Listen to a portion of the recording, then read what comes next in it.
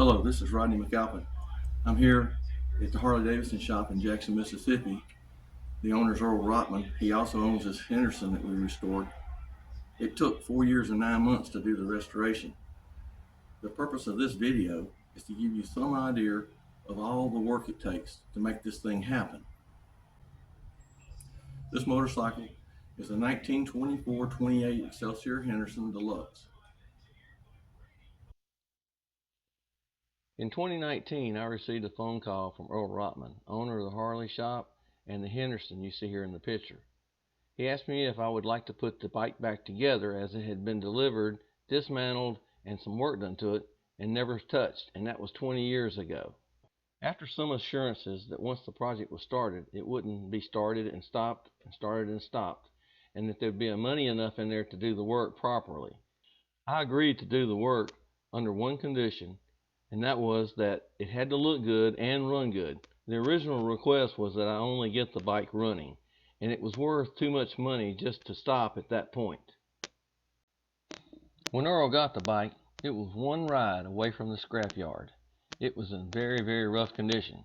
The only reason he kept it is he thought it was an Indian. He always wanted an Indian.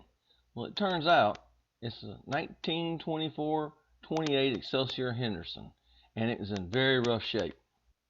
I never saw the bike fully assembled, as you just saw in those pictures. When I started the project, it was scattered all over the back of a repair shop, and it was in a million pieces.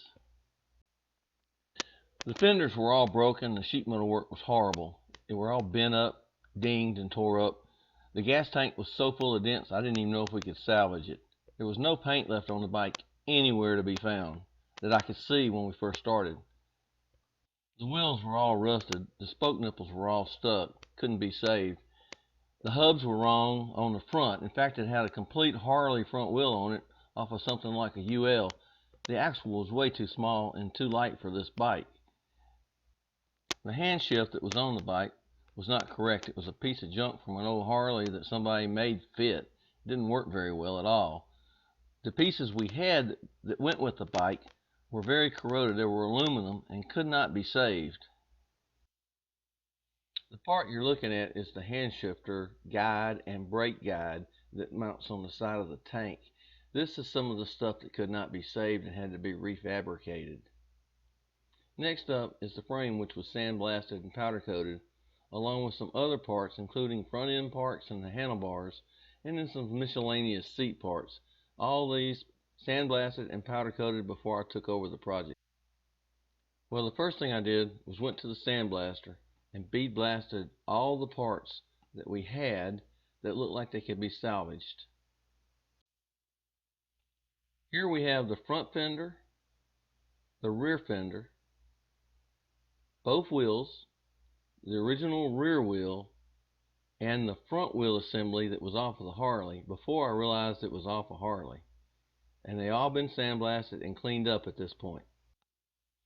After bead blasting, both fenders, front and rear, had to have all the brackets on them removed.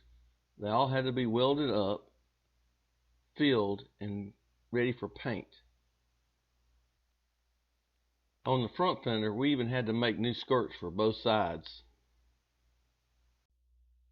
After all the sheet metal work was done, very little body filler was needed to make the paint smooth. The horn mounted on the top of the front fender caused it to be broken. When we repaired it, we added extra reinforcement underneath the front fender for a horn should we decide to put one on it. Now the next two shots are of the rear fender after the body filler and the metal work had been completed and it was ready for paint. Here again, very little body filler was needed on the rear fender. After the restoration was well underway, we happened to find a postcard in a catalog of the bike you see here. It's an exact duplicate of the bike that we're building, even down to the Model T headlight that didn't come on the bike originally. The taillight bracket had to be made from scratch. All we had were some pictures. I think it turned out pretty well.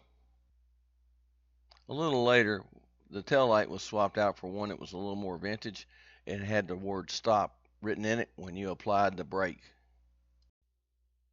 Well, at this stage of the game, the fenders have been primed, and we started to mock up assembly to make sure all the holes were where they needed to be, things of that nature. The seat springs had been fabricated, the seat hoop was made, and the exhaust had been rebuilt. After all the tins had been primed, a black base coat was put on them. This took quite a bit of time, as each coat of paint had to be wet sanded, and that took about a day for each one of the fenders and for the tank. After the black base coats were sanded to satisfaction, 3 coats of color were put on each one of the parts. Next came 2 coats of clear, and then the pinstriping was applied. I used gold pinstriping tape simply because I'm just not that good with a pinstriping brush. After the pinstripes and the decals were applied, 6 coats of clear were painted on each part. After every 2 coats, it was wet sanded until the stripes could barely be felt. After each piece had its last coat of clear, they were wet sanded all the way from 600 grit down to 2000 grit. After the wet sanding was complete, each part was buffed using a foam wheel and 3 grades of polishing compound: fine, extra fine, and then a mirror finish. Each part took roughly a month to complete.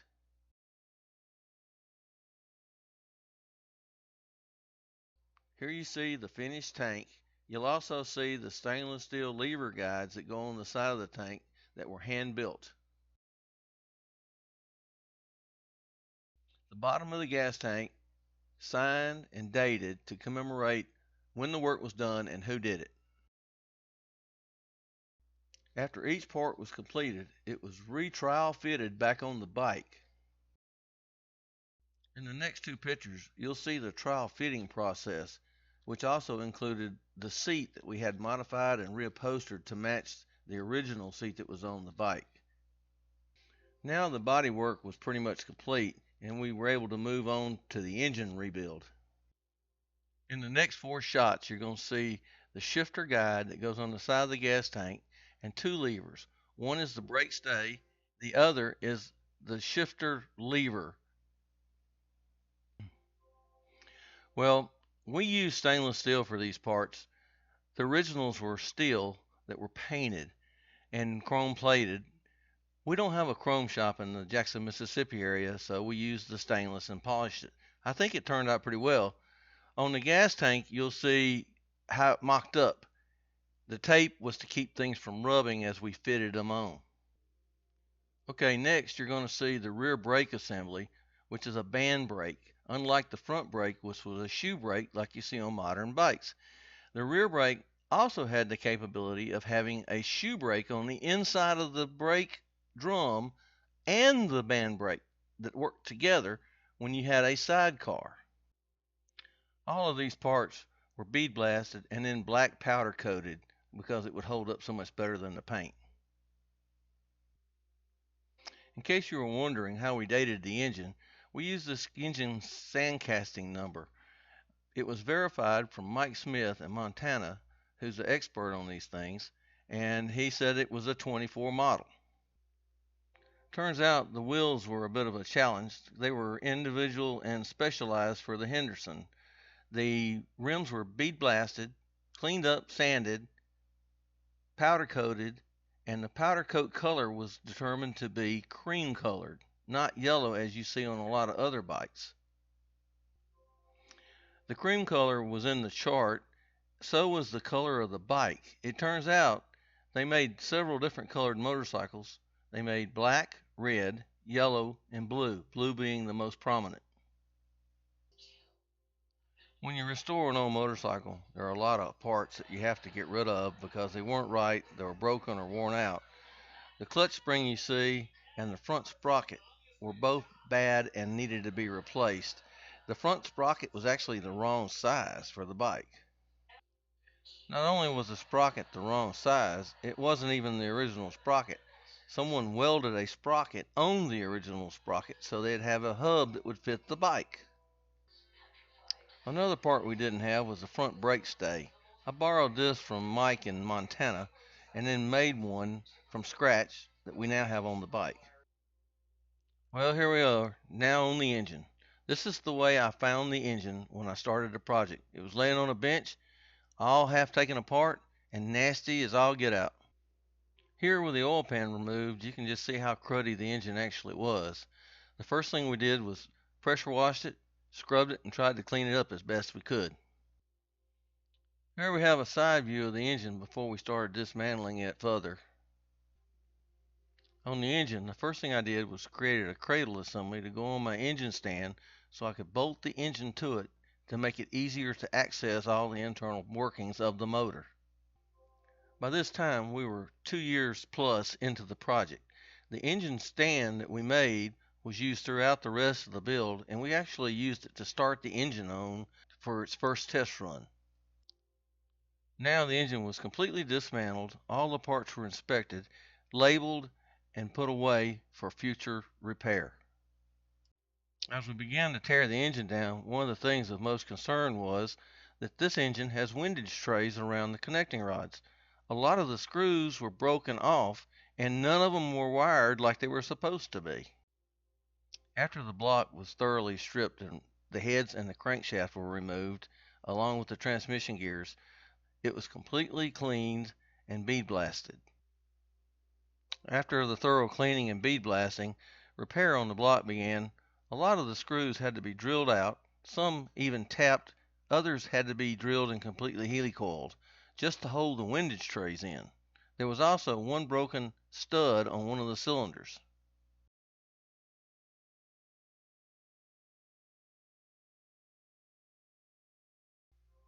Not all the gaskets came off with the bead blaster. They had to be scraped off. They were really hard and very difficult to get off. It's a picture of the timing gear set before it was bead blasted and before it was dismantled. It was pretty cruddy. The oil pan before it was bead blasted and cleaned.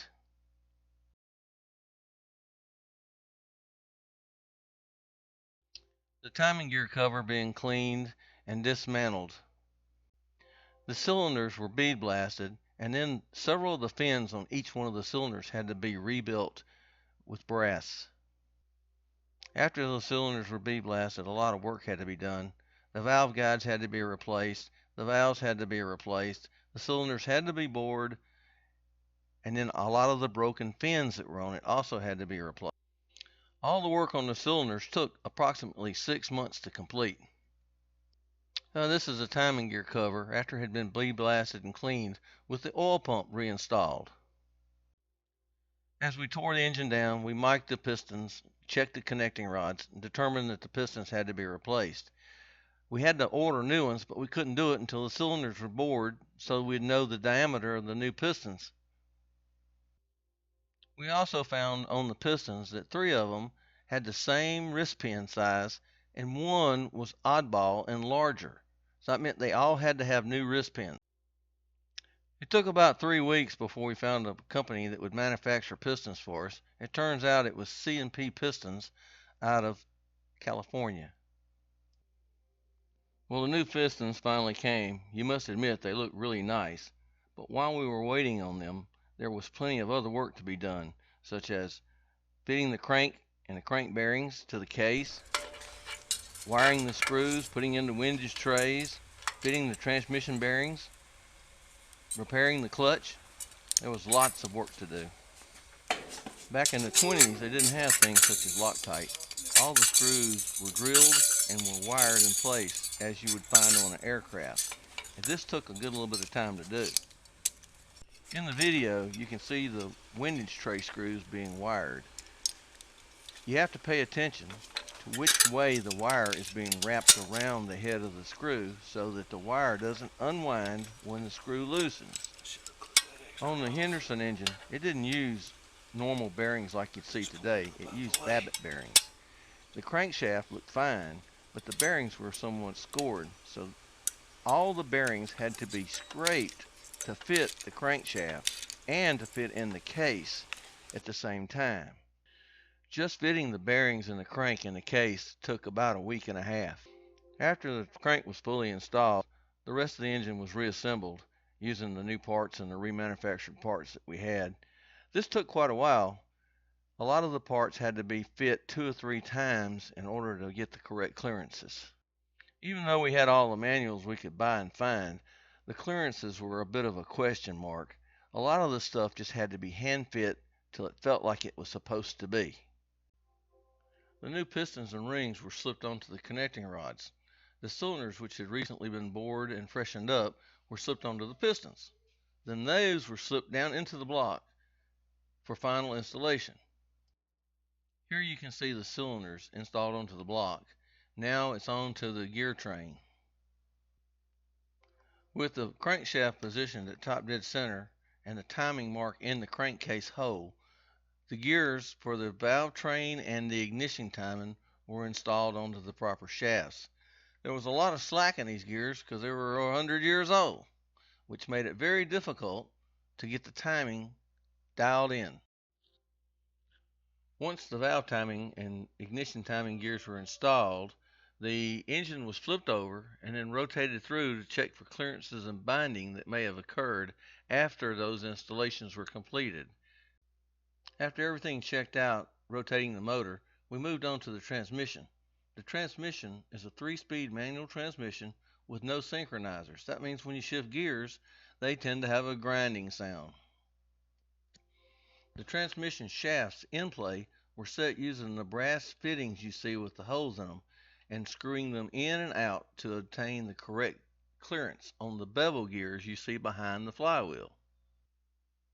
After all the internal parts were assembled in the engine, next came the oil pan, the gear cover on the front of the motor, the intake manifold, the carburetor, and the exhaust manifold. Now, the carburetor you see in the picture is a Zenith carburetor, but it's not the Zenith carburetor that should have been on the motorcycle. We opted for a more modern Mueller carburetor, which is all aluminum and much lighter, and therefore protects flanges on the intake manifold. Next up is the video of the engine running on the test stand. These were in an earlier video we posted right after we got the engine running.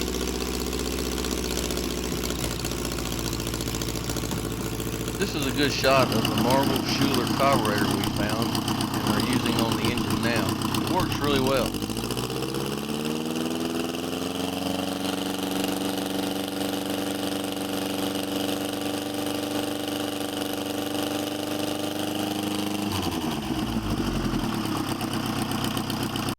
We ran that engine a total of over 2 hours on that engine test stand, ran it high and low, and as luck would have it, we decided it was time to put it in the frame. We did. We cranked it, and then shortly after it started, the number 4 connecting rod broke. The connecting rod broke right below the wrist pin. It didn't blow the block up, but it did score the cylinder. It messed up the piston also. We ordered a new cylinder and a new connecting rod from our man in Montana, and we got exactly what we had. We had to rebuild them both and make the rod fit the crank, but as a result, we had what we needed to put it back together. Total time for this project was 3 years and 9 months. That's just reference for those who want to start a project like this. It takes a lot of time. Well, the next little video is what we did. It was the first test ride that we did for the bike after it was all said and done. I hope you enjoyed this video. Following this video of the test ride will be some shots of the people who were involved with the bike that helped along the way. I hope you enjoyed it. Thank you much. See you on the next video.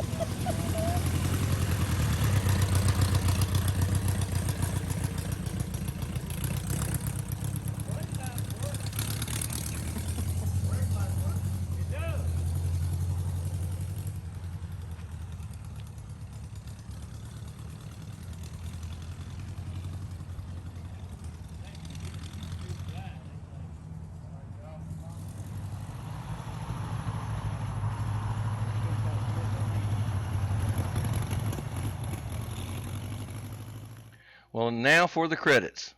First off, Earl Rotman, proud owner of the bike and the Harley shop in Jackson, Mississippi. Now, myself, Rodney McAlpin, and Earl. Jimmy, sales rep for the Harley shop in Jackson, Mississippi. Chris, mechanic for the Harley shop, Jackson, Mississippi. Homer, shop foreman for the Harley shop, Jackson, Mississippi.